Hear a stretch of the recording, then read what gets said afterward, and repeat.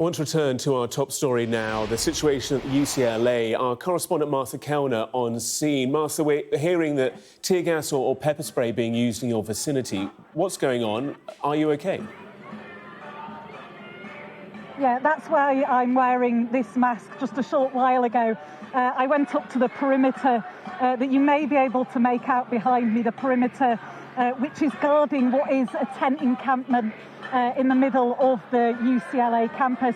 I went up there together with my team, and some substance was fired from within that camp. I think it was probably pepper spray, but it certainly was very aggravating for everyone's chest. I've just seen a gentleman trying furiously to wipe whatever it was from his eyes as well. So it is a tense situation here. I'm now inside the police perimeter. You can see here in the foreground the California Highway Patrol.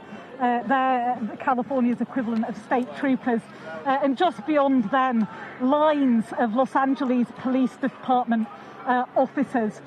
They are preparing potentially to go in and try and bring an end to these protests, to this encampment. You can see them also just putting their gas masks on. We know that throughout the night, pepper spray, potentially even tear gas, has been dispensed inside the encampment and around the perimeter of the encampment. So police officers here from various jurisdictions just readying themselves potentially to go in and make arrests.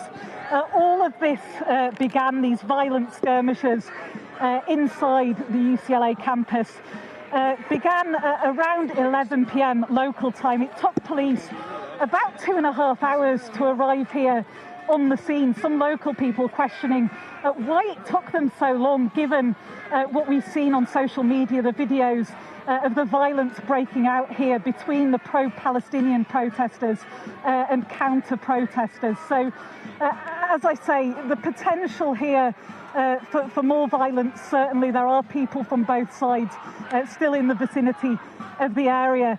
This encampment here has now been designated illegal by the UCLA administrators, and I think that's what seems to have sparked what we've seen here this evening. But yeah, police here just preparing potentially to go into this encampment, potentially to make arrests.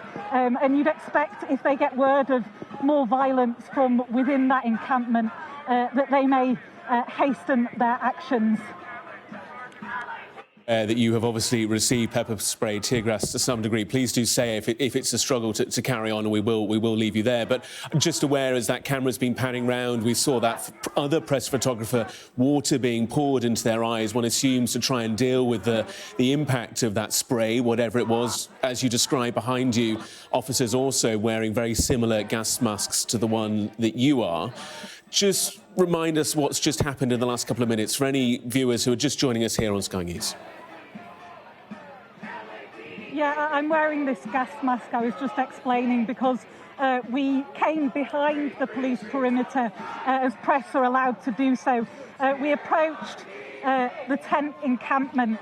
I don't know whether you can quite make it out, but further down here there is a barrier of, wood, metal fences, and beyond that there is an encampment of tents which has been here since Thursday last week. So for almost a week, there's been a tent encampment on the centre of campus. I walked up towards where those tents are, and that is when some sort of substance, I think probably pepper spray, but potentially tear gas, was dispensed from inside that encampment, or at least the immediate perimeter of that encampment. And that's why I'm wearing this gas mask. That's why you saw the police officers there also putting on their gas masks should they have to go in and make arrests here.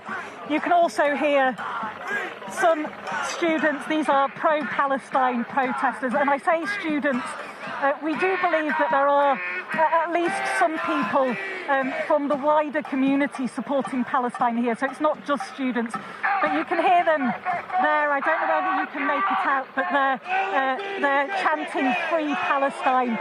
They're also chanting derogatory chants about the LA Police Department as well. It feels an increasingly heightened atmosphere there. You move beyond those police lines, closer to that encampment. And it's worth noting that this isn't a situation that just sprung up in the last few hours. This has been bubbling away for some days now.